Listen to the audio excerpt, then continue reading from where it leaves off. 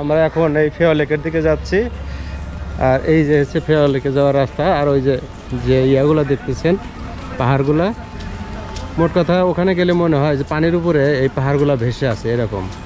হচ্ছে সকালে আমাদের নাস্তা, আলু পরোটা, তারপরে তান্দুরি, আর ডিম ভাজা। আর হচ্ছে সামনে ফেওয়া লেক, হচ্ছে ফেওয়া লেকের দৃশ্য।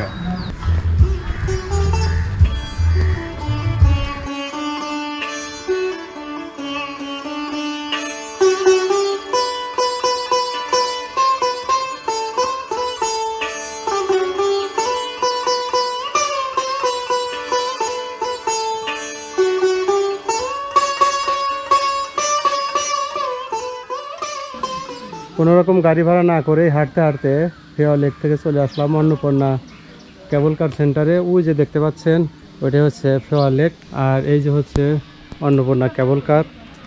এখানে আমরা টিকিট কেটে এখন এই কেবল কারটা রাইড করব। দেখতে পাচ্ছেন সামনেই এটি হচ্ছে ফেওয়া লেক।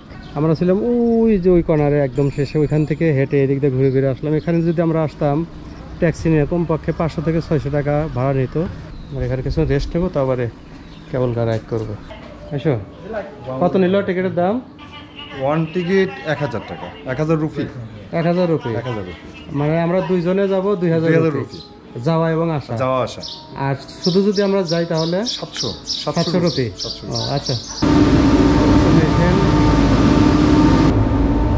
কেবল কার আমাদের ছেড়ে দিল আসা মাত্রই, আমরা দুইজন আছি।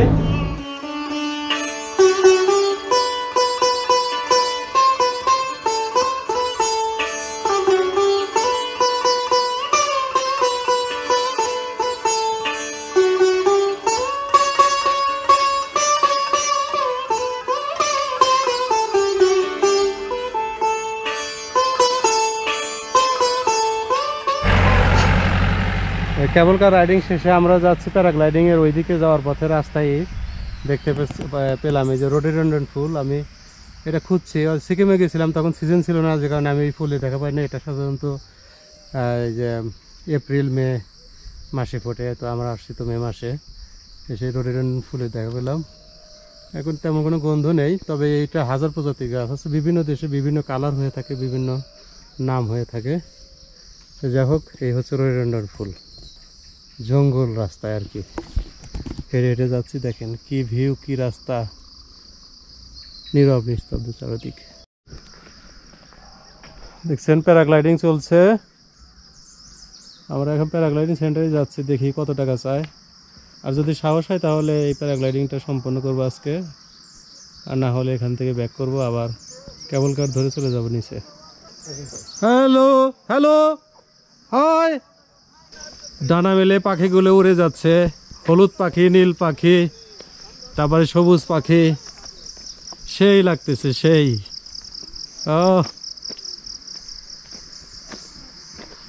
কেবল কার রাইড করে আমরা সকালে 11টার দিকে গেছিলাম উপরে। তারপর সারাদিন বিভিন্ন পাহাড় ঘুরে নেপালের বিভিন্ন গ্রাম দেখে তারপরে আমরা এখন ফিরতেছি আবার নিচে। আবার ফেওয়া লেকে যাব, নৌকা রাইড করব, সম্ভব হলে ওই যে টেম্পলে যাব, তারপর হোটেলে ফিরবো। আজকে পর্যন্তই করবো, তারপরের দিন বের হবো অন্য কোনো পয়েন্টের উদ্দেশ্যে। ফেওয়া লেকে আমরা নৌকায় উঠেছি, একটু নৌকায় ঘোরাফেরা করতেছি। এখন পরন্ত বিকেল, খুব সুন্দর আবহাওয়া, ঠান্ডা বাতাস। এই হচ্ছে পরন্ত বিকেলের ফেওয়া লেক।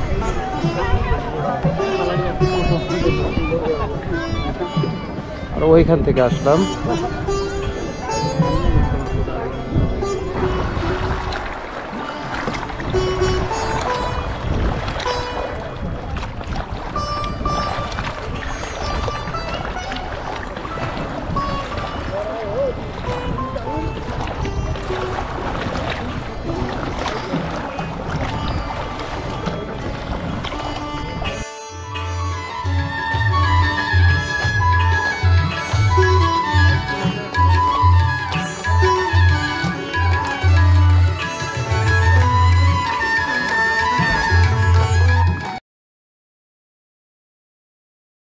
এই হচ্ছে পোখারার একমাত্র মুসলিম হালাল হোটেল। এখানে আপনারা আসলে মুসলিমদের হালাল খাবার খেতে পারবেন। খাবার দাবার মান ভালো, প্রাইস একটু বেশি, তারপরে আপনারা মন মতো খাইতে পারবেন। পাবলিক বাসে করে আমরা চলে আসলাম বুদ্ধেশ্বরী কেবে। আমরা এখন বুদ্ধেশ্বরী কেবে ঢুকবো, তো চলুন দেখে আসি। এই হচ্ছে তার মেইন গেট।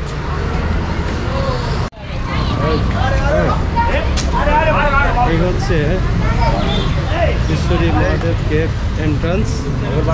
এখান থেকে ঢুকবো।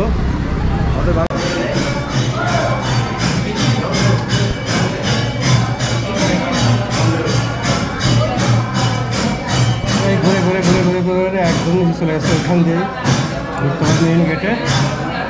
কেভের গেট ওইখানে অবস্থিত।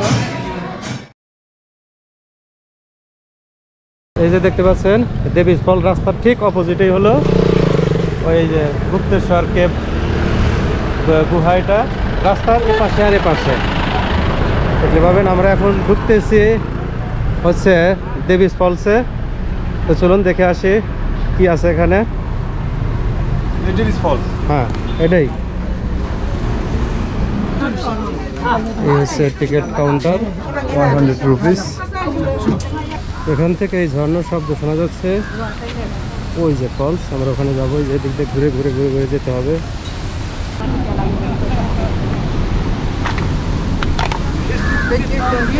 প্রচুর ফরেনারদের দেখতে পাচ্ছি। যেখানে যাই সেখানেই জ্যাম।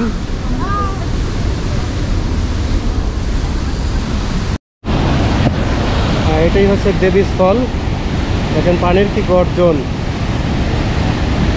ঝর্ণা দেখলে সবারই ভালো লাগে, কিন্তু পানির শব্দটা খুবই মুগ্ধ করে।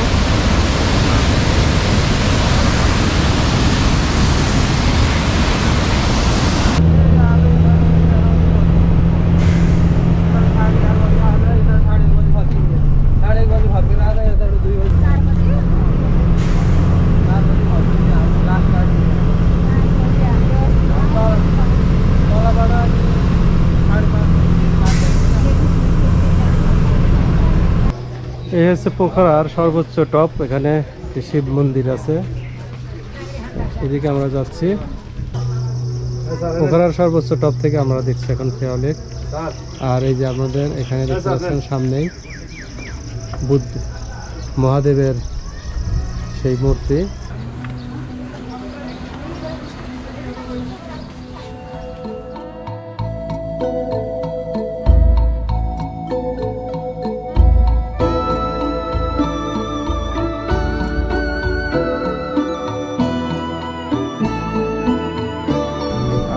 থেকে পোখরা শহরটা দেখা যাচ্ছে, কত সুন্দর দেখুন। এই হচ্ছে পোখরা শহর। আর সামনে দেখতে পাচ্ছেন যে একটা এই সাদা ধবধবে, ওটা হচ্ছে বৌদ্ধ স্তূপা বা প্যাগোডা যাই বলি। আর এই ওই পাশে দেখেন, এখান থেকে ফেয়া লেক দেখা যায়।